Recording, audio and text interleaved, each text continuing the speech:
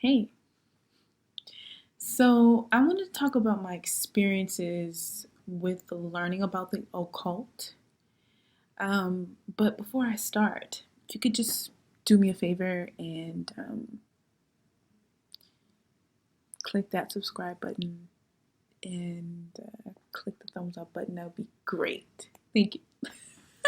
All right, so I remember back when I was an undergraduate student, I was maybe like a sophomore, and I worked at this really weird library called the Alternatives Library. And by its name, you can guess that a lot of weird hippie people would come in and out.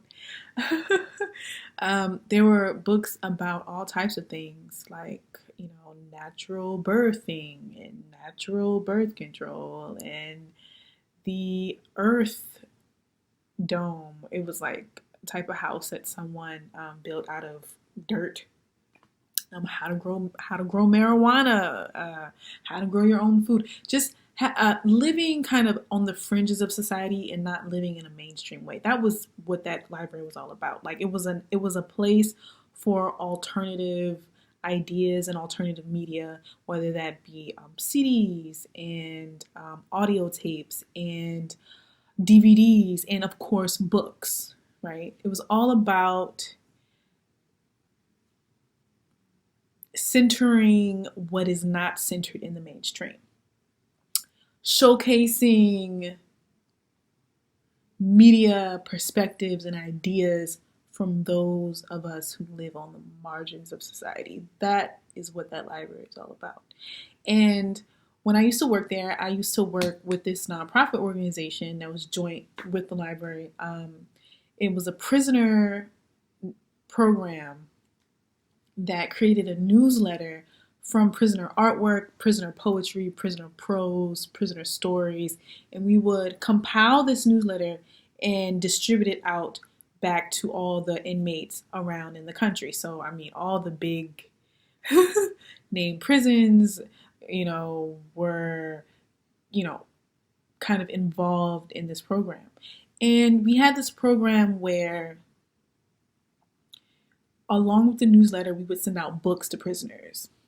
And I would have to go in the basement of this, like, oh my gosh, what,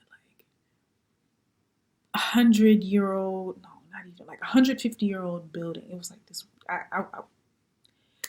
150-year-old building. It was like a religious building, kind of really, really, really creepy. I would have to go down in the basement and sort out books to prepare them and package them to send out to the prisoners. And I would come across books about the occult, and I was like, "What is the occult? Like, what is that?" Like, and I look it up, and they're like, "Okay, literally, occult means hidden, right? So what's not, but basically, what's hidden in plain sight." And then eventually, like, and it didn't really, honestly, it took years for me to really understand what I was coming into contact with. Um,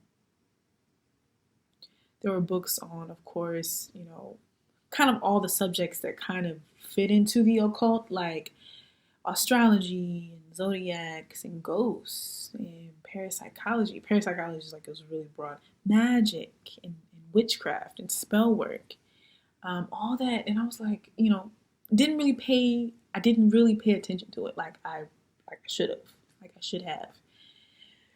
And fast forward 4 years later, and I'm back into it, and I'm like, I really should have paid attention. I go back to the library. I spend time at the library now, at that library, and I'm reading. I'm learning about the cult. And one of the most profound things or quotes that I've come across to help me really understand what the occult and what magic, just the gist of the occult magic. It compared magic to science to religion, these three things. And I tell you what it said. It said, religion is the supplication, the begging, the praying to the powers that be, right? To the higher, because humans, we all know that, there are things more powerful than us. And we know, we deep down, we feel that. And religion is kind of us begging. It's organized, institutionalized, begging to the powers that be. Right? Please help me. Oh God, please help me. Right?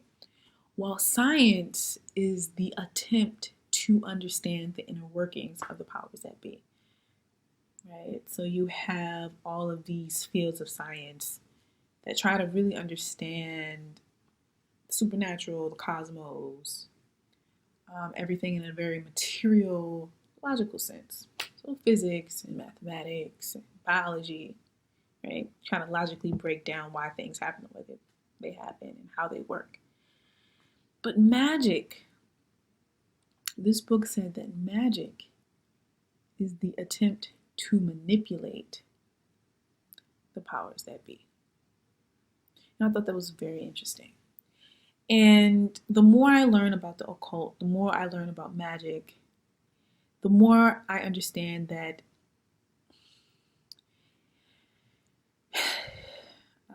a lot of it really is hidden. And we don't know a lot about it because it is not in the best interest of those who control the world as we see it. It is not in their best interest for us to know about magic because magic is extremely empowering.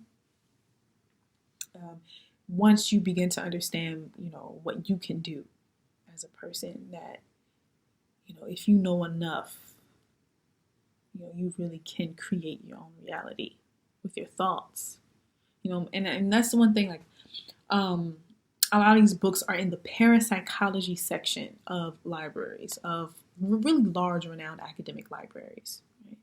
Parapsychology. Think about parapsychology. Psychology isn't that word. And magic and the occult is very psychological. Honestly, what you think turns into what you say, and what you say turns into your reality. So that's just like the basics. This is, I'm still learning. Oh my gosh, by no means am I an expert. But you'll see me kind of sharing what I learned about the occult on this channel, and what I learned about certain herbs and oils and spell work that I've started to incorporate in my life. And my life is so much better now. I mean, I can't even explain to you like how much better my life is now that I understand